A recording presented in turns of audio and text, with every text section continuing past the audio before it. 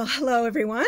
I'm back, and today we're gonna hear a little bit about GIFs as kind of an art form in the broader world. So I have a collection of really interesting GIFs for you to look at, and then we're also going to learn a tiny bit about the history of the GIF and some of the, controversy surrounding the file format. So join me as we discuss the GIF. So study questions for the final exam today would include questions like, what does GIF stand for? That's a pretty basic question. So we'll find out the answer to that. Why did GIF become the dominant form for short, small animations? Because it certainly is filling that role right now.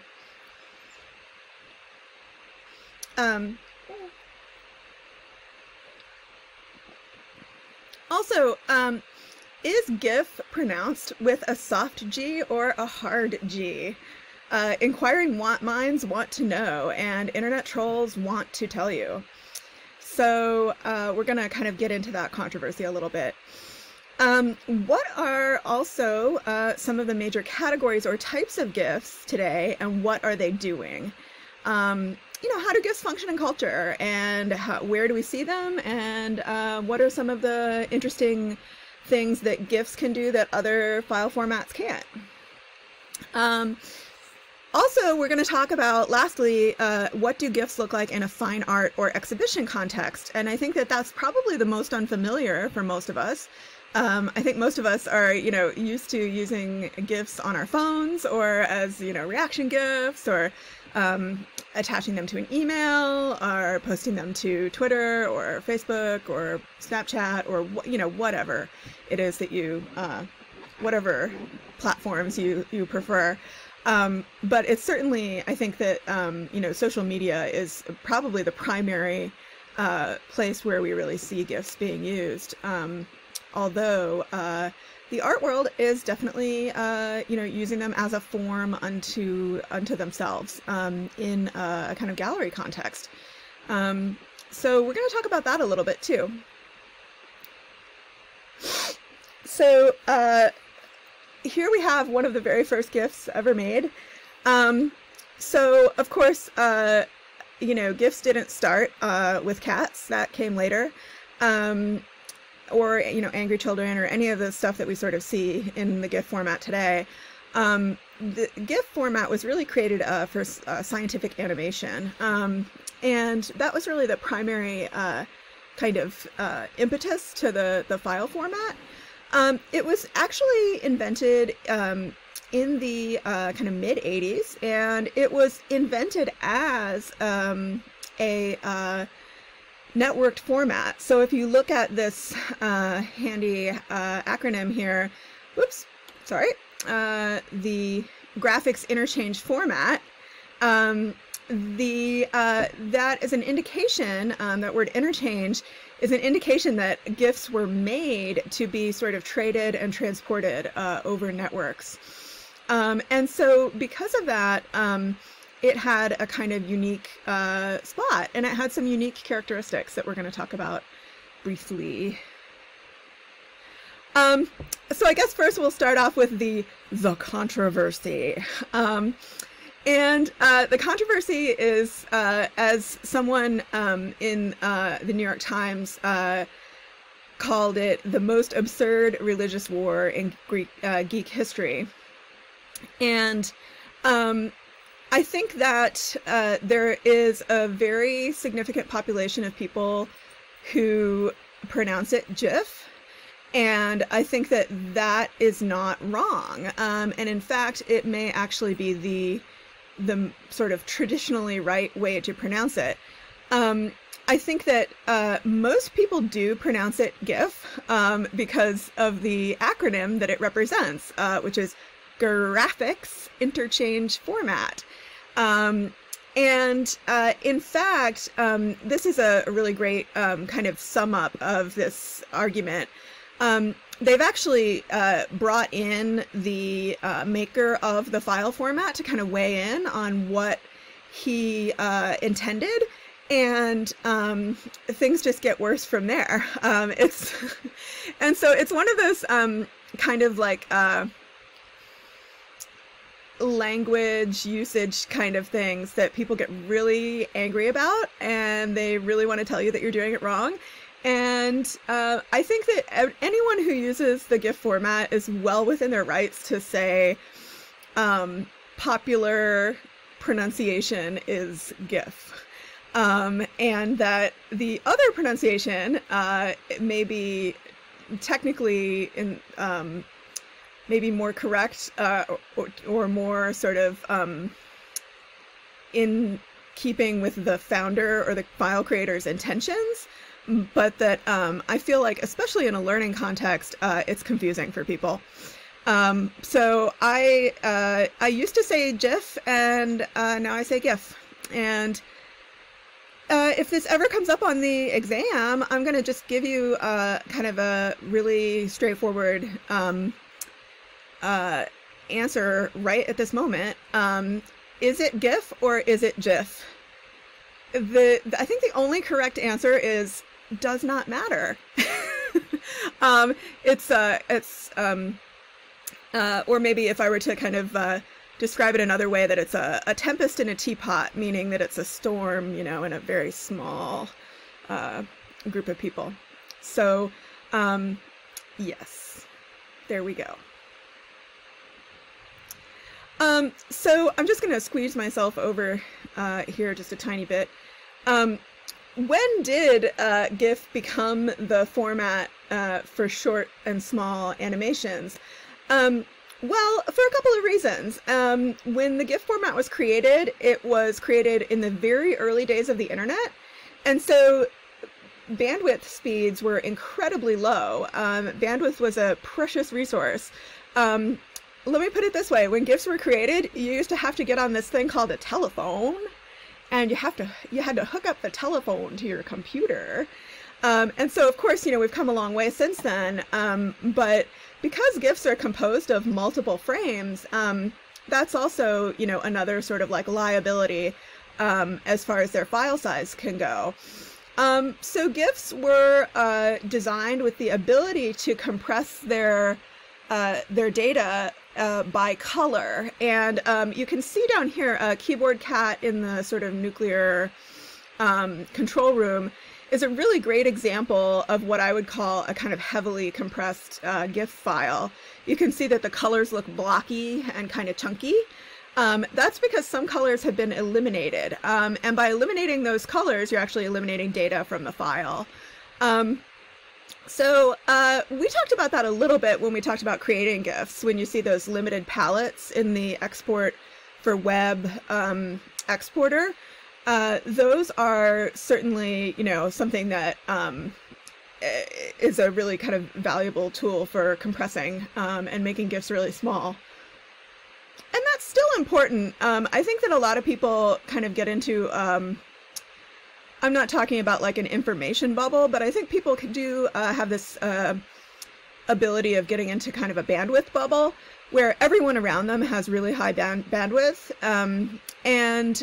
You know, the reality is that around the globe, there are lots and lots of populations, even within our own country, you know, people who don't have high bandwidth. And so I think as a designer or as a producer, it is still sort of relevant to think about accessibility and who is going to be able to access your work. And by making it like super high quality, you're limiting your audience. I think a great strategy for that, by the way, is to make a high quality version available and then make a low quality version available. So it's, you know, quote unquote adaptive. But you know, you would get into that in the context of like a web design course or something like that.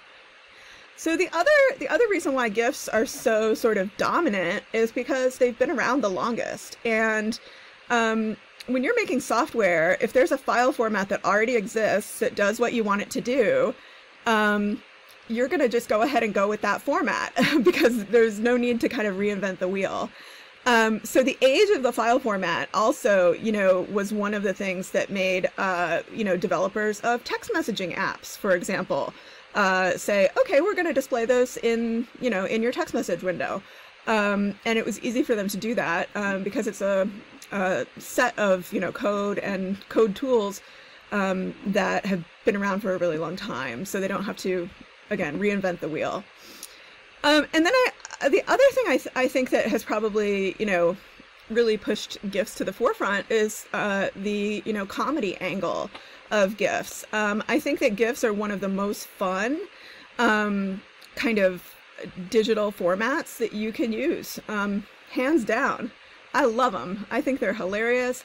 They're not only hilarious, but because they have a kind of like a lowbrow or a kind of entertainment value, that's something that artists can really exploit, you know, and say, well, I'm going to make a GIF and it's going to be funny, but it's also going to be maybe not funny. It's going to be weird. So it's a kind of a genre that people can really play with. And yes, cats. So if we were to kind of, I'm going to be floating around for most of this lecture. So if we were to kind of really think about, this is like, I think us on any given day, right? If we were to really think about how to classify GIFs or how to kind of move through kind of drawing some parallels and grouping some GIFs together, this is what I came up with based on, you know, kind of my research into the field. So we're going to look at each of these in detail. So the reaction GIF is actually kind of I would say a contested form of GIF. I think a lot of people use them. I mean, I'm guilty of doing it myself. I'm a big fan of the like crying toddler when something doesn't go my way. But I think that there are definitely there's a growing body of scholarship and media writing about the idea of actually using the reactions of people from other cultures to kind of substitute for your own reaction or to express your own reaction. And why are many white people doing that? And so these are some really interesting, if you're interested in racial politics or in social justice, these are some really interesting kind of pieces that really kind of take apart, you know, why do you need to, and I don't mean you personally, but why do some people, you know, feel the need to use these types of reactions other than, you know, reactions that are based on people of their own race. And so that's certainly a kind of that idea of, it's called digital blackface, and that's, it's definitely a thing. And it's a thing that I think we can kind of look at even in the present moment and say, maybe some people not thinking as deeply as they should, you know, about some of these issues. This image on the right, by the way, is an image obviously of Oprah, and this was actually the most popular GIF, I think, of 2018 maybe. And so I thought it was a really great kind of illustration of this sort of point, you know. Of course, reaction GIFs are don't all kind of fall into that category. I mean, this is one of my very favorite reaction GIFs. I send that to my mommy all the time when I'm sad. And, you know, I think there's lots of like children reaction GIFs. There's also, I think, probably a whole subcategory of reaction GIFs based on political, you know, figures and people in debates, which we'll kind of get to that later, because I think satire, that takes on kind of more of a satire approach or meaning. There's also, of course, the kind of GIF as political satire, which is a huge category. I mean, it's just a massive category of GIF. If you go to Giphy or any major GIF hosting website, and type in any major political candidate, you'll dig up hundreds, if not thousands, of GIFs.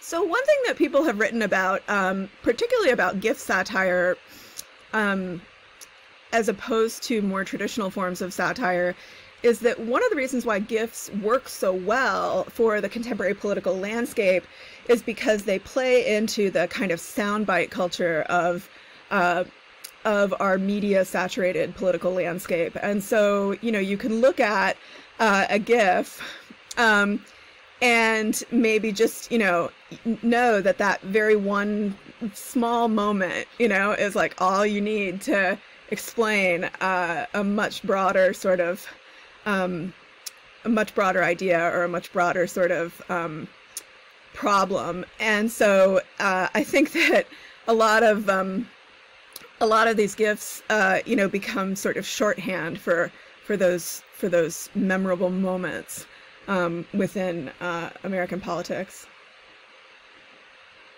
And of course, we have the Trump GIFs. They're in a category all their own. They get their own category. And I'm certainly not going to editorialize on our president. But yeah, he inspires many, many, many GIFs. And, I think, as you can see, they kind of range the genre, we have this sort of like heavily photoshopped GIF over here and here and here. But then we also have this sort of like very straightforward reaction GIF here, which pretty much says all it needs to say. So let's move on. The sort of sports replay is another place where, you're sort of seeing, really GIFs taking on a kind of documentary role. Most of these GIFs are not actually for, comedy purposes, like all the other GIFs that we've so far looked at.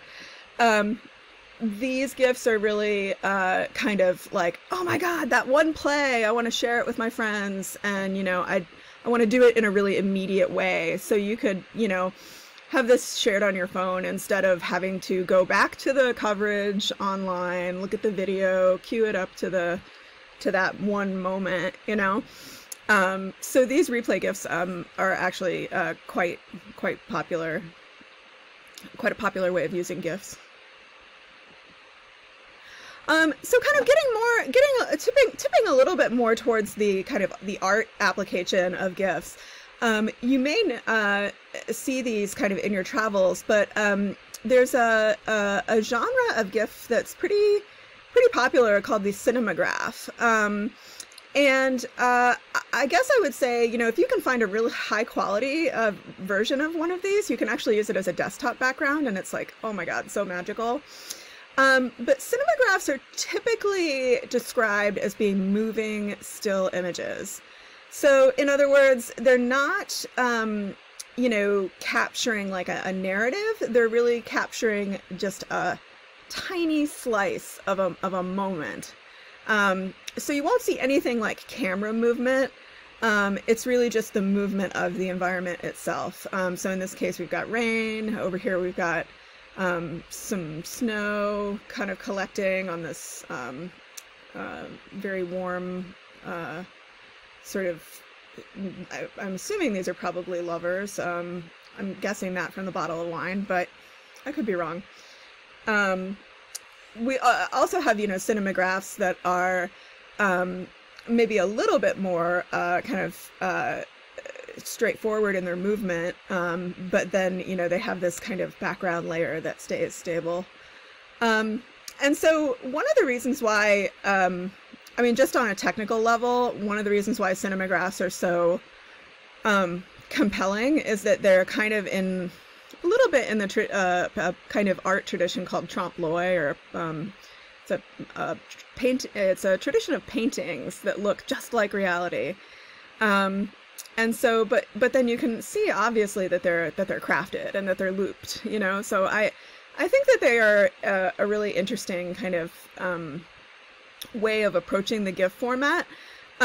I will say that most cinemagraphs that I've seen are extremely, for GIF, extremely high quality. So that's why I suggest that if you find a good one, you can use it as a desktop background, because they usually have thousands of pixels. And, you know, you could see a cinemagraph in an art gallery. And so somebody would ask, oh, well, how would that even work? You know, what would that look like? And what would I be looking at? Well, you'd be looking at a flat screen, a big flat screen TV or a projection on a wall. And then you would be seeing, you know, this GIF just looping forever. So most people who do this type of work with, you know, I would say more contemporary, like smart TVs. So any TV that will take like a flash stick or something like that is probably a TV that can loop a GIF. If the TV or the screen is not capable of that, you can always, you know, hide a tiny little microcomputer. Like, you know, a microcomputer is like literally like this big, and just, you know, tape it to the back of the TV and have that run and then have that connected to the TV, and that can run your GIF animation. So you're seeing that more and more in art galleries and museums, and I think it's a really welcome thing. So we talked a little bit about the technical GIF way back when we were back in the sort of like, you know, early days of, you know, of the GIF. And this is, of course, like a classic kind of like, and when I say classic, I mean like early, like 80s, 90s kind of weather GIF. And you can still certainly see weather data, you know, being presented in GIF format. You may not even realize that it's GIF format, but if it's moving and it's not video, in other words, you can't kind of fast forward or scrub through it, it's probably a GIF. This is another kind of maybe more contemporary scientific data visualization. And it's basically something that scientists like to add to their presentations to make their data more compelling. My life partner is a chemist here at UW-Madison, and he uses GIFs on a fairly regular basis when he's explaining data that changes over time. And of course, kind of more on the art end, there's this whole category of course, there's the looping GIF, right? So we looked at the cinematographs; those were certainly looping. But this class of GIF is really the infinite loop, and it usually loops not just through time. In other words, here you can see let's look at this gecko one. That guy's just moving up and down and up and down and up and down, and whoever edited this GIF kind of cut it at just the right, you know, frame to allow that to continuously loop. Infinite loop GIFs are usually using properties like scale and movement to create the sense that there's kind of an infinite progression. So this is like a really classic example of scale-based infinite loop. You also have, you know, of course, infinite loops that kind of get into previous GIF humor. So I think these are both like really kind of hilarious send-ups of the double facepalm GIF that have been basically turned into like infinite double facepalm. Like, of course, so the translation here is like, at least with the, you know, Star Trek 1 is like, life can get no worse because I'm stuck in an infinite loop of face palms. And then over here we see an artist named Marina Abramovic, who has a documentary about her work. She's a very well-known performance artist from the 60s and 70s who's still kind of immensely popular in art circles today. And she had a documentary called The Artist is Present. And I think it's the kind of thing that some people like either love or they hate, because she is pretty pretentious as a kind of performance artist. I think she claims to, you know, be able to like see into people's souls and things like that. So if you're up for sort of like an art adventure, I would recommend that you watch The Artist is Present. And then if you're up for a double art adventure, you can watch the documentary Now with Bill Hader and Fred Armisen. They made a mockumentary about the documentary, which is, I have to say, the mockumentary is way better. So yeah, FYI. So also, I guess one of the things that are kind of interesting to me about the idea of the infinite loop GIF is that it's there's a lot of different strategies people use to kind of create this illusion of infiniteness, or a sort of space that kind of recedes, or space that's constantly receding, like we see here, or space that constantly, you know, is rearranging itself. So it's really no different from a lot of other animation techniques, but it's something that, you know, of course, like it's big with cats, obviously. So these are all really common strategies for infinite loop GIFs that you would see with people. And so my sort of ultimate favorite infinite loop GIF is probably this. This cat one of the cat kind of barfing itself up, or, you know, whatever that is. It's kind of creepy. And there's a lot of these sort of like Russian doll formatted cat GIFs that are actually not cat GIFs. They're other people. And of course, then we also have, I don't know if this really qualifies as an infinite loop GIF. I think it does. But it's basically, you know, we've got the venerable Shia LaBeouf grown, and of course this artist, you know, sort of decided to create kind of an infinite landscape of Shia LaBeouf's, most likely in Photoshop. So there are some places where you can go to sort of see art GIFs in particular.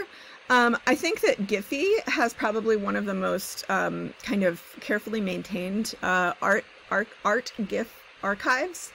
And Giphy is, in my opinion, Giphy is the best, you know, kind of GIF sharing site. And so you can certainly look, you know, on any of these places, and in general, just kind of like out in the world to see art GIFs. There's tons and tons of them out there. So I'm going to show you some like GIF artists. And when I say GIF artists, I mean artists who either show their work and it's primarily GIF, or artists that, you know, maybe have been in important GIF art exhibitions.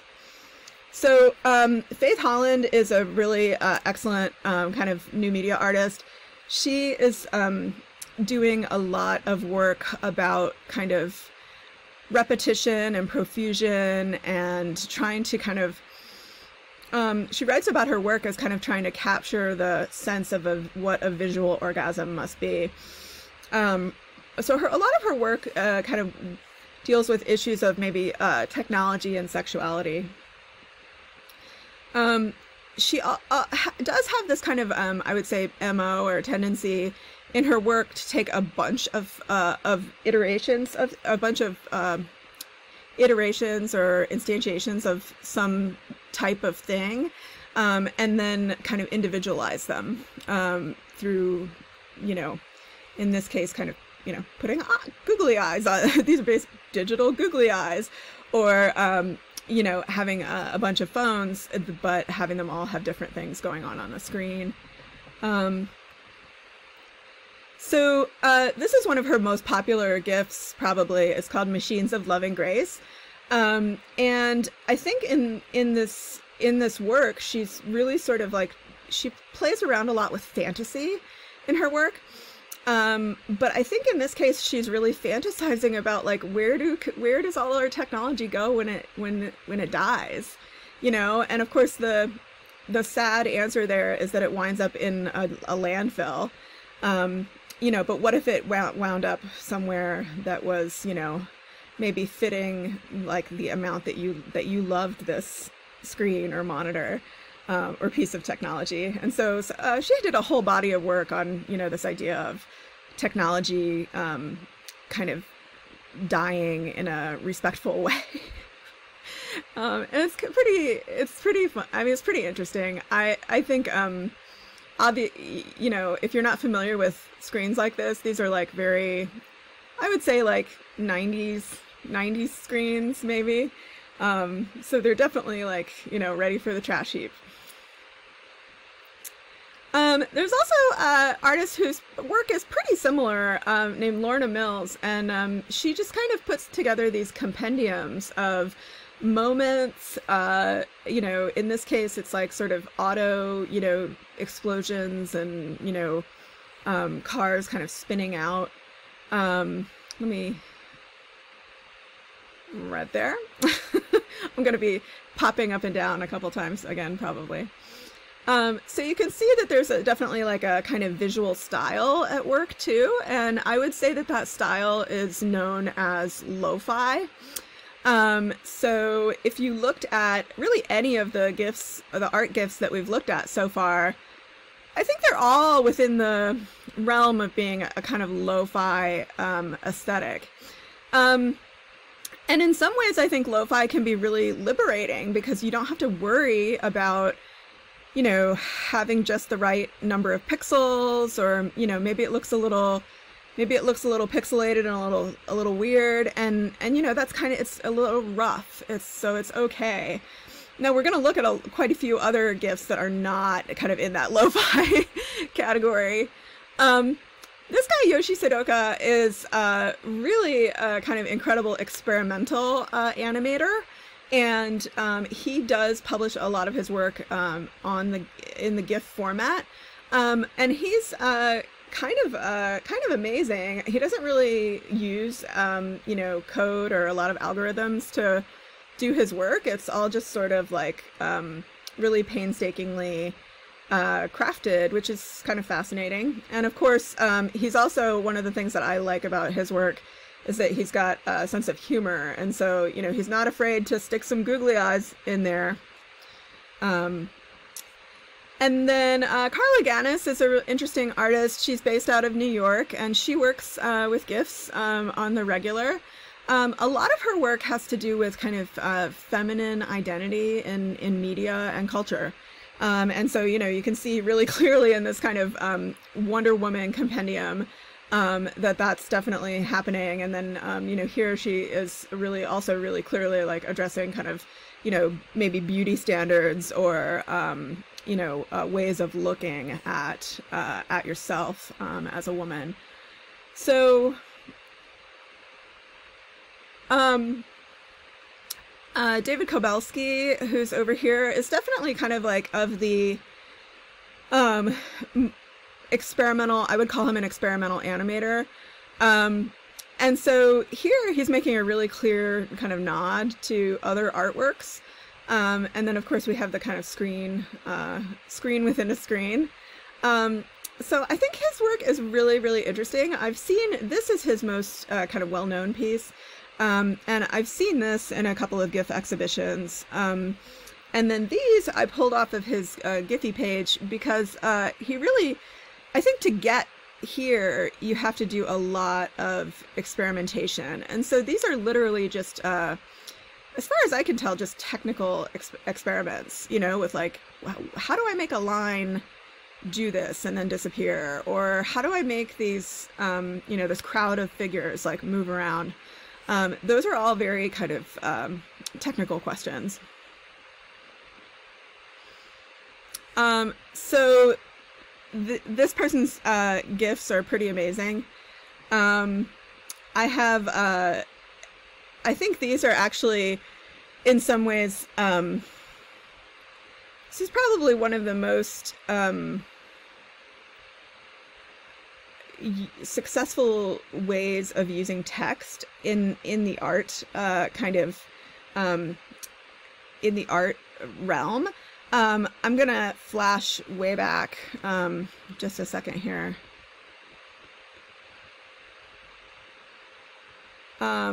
So of course we see always like this kind of meme text, right? And I mean, I would say that's really the most common way of using text in the GIF kind of format.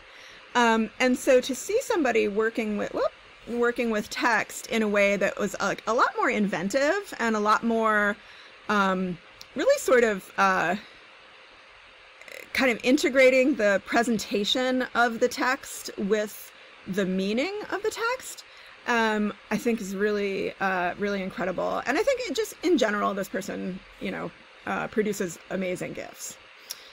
So I think that should give you some, inspiration. And also, I do want to remind you, I have one more slide left, and it's my sort of personal groan-worthy. It's groan-worthy. Oh, can you imagine? It's my groan-worthy GIF. It's Putin on the Ritz. So, yes, the pun GIF. So in any case, I'm going to leave you here with Putin on the Ritz. And I will talk to you again very soon. We're going to talk about making videos in Adobe Premiere. So I hope you're having a great week, and I will catch you soon.